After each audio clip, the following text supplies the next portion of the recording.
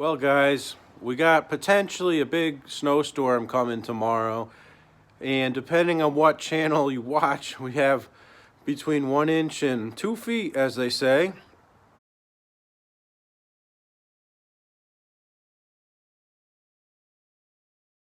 So, in all reality, the forecast is unclear and it's supposed to start snowing like 6 hours from now. So, you know, in all seriousness, it looks like it could be 3 to 6 inches, or it could be, some channels say 6 to 10 or 6 to 12, so who knows. We're kind of on the western edge of the snow, so if the storm goes a little bit to the east, we're not going to really get much, but if it goes a little bit more to the west, we're going to get dumped on.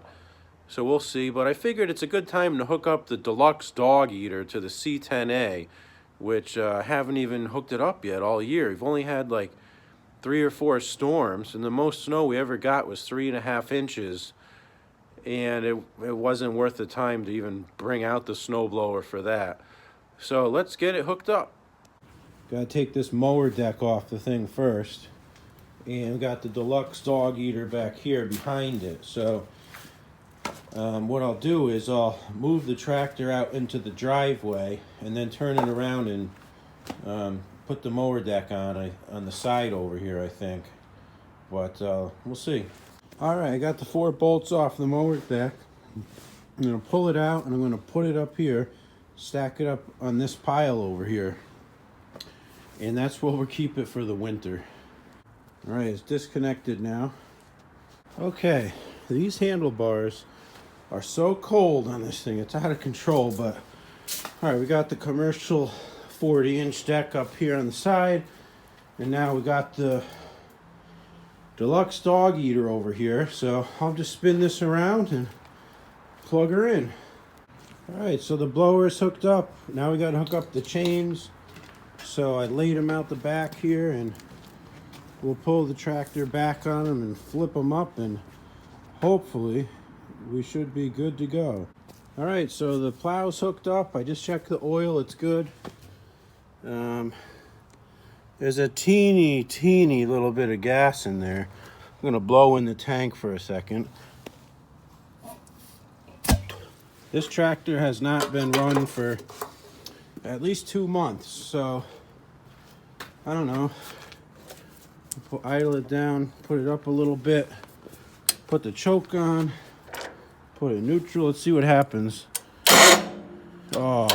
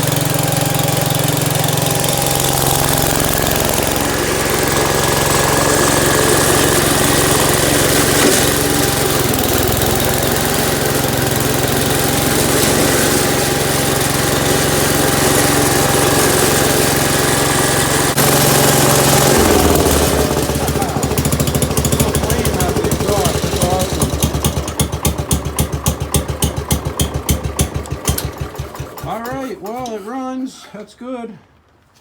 We'll turn off the gas tank and put the Schumacher on it. Alright, got the Schumacher hooked up.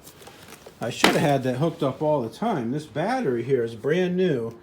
I got it at the end of the summer. It's dated 8/21. But it's been super cold out lately. Yesterday and the day before it was 0 in the morning.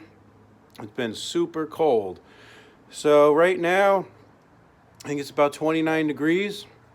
It's supposed to cool off tonight, and eventually it's supposed to go down to 8 tomorrow night. So the snow is forecasted to be fluffy, light snow, which if you got that kind of snow, you can plow a foot deep with no problem.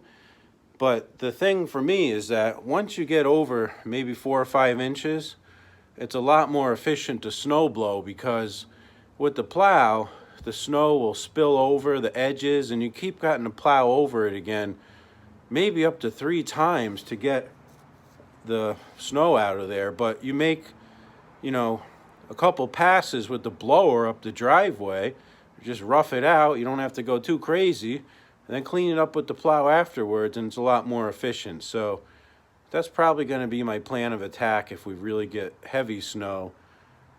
If we get more snow than this Deluxe dog eater can handle, let's check out our other options. Back there is a snow cannon with drift cutters on it. I always wanted, I have this tractor here, this Holstein I'll call it. That's a 526, and I never got around to fixing it, but I had a goal to get that other blower on that 526, which would be cool. Back here we got the old school 812 with a 38-inch blower on it. I don't think I've run that for over 4 years, so that was another failed goal this summer. It's hard to work on stuff when you got so much stuff to work on. It just gets to be overwhelming, so you end up just using what works and you let the rest of the crap sit there and get rusty. Maybe next year. All right, we just filled up the gas can with some 93 octane. Current price of 93 octane here is $3.59.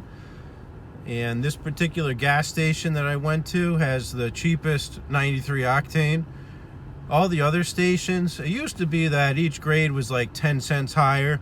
So, you know, high test would be 20 cents more than regular gas. Well, a lot of stations around here are making it like 60 cents higher, but this place is only 20 cents higher, so it's all good. There's some Express Fuel. Used to be a Hess station, and now they've ghettoed it out to Express.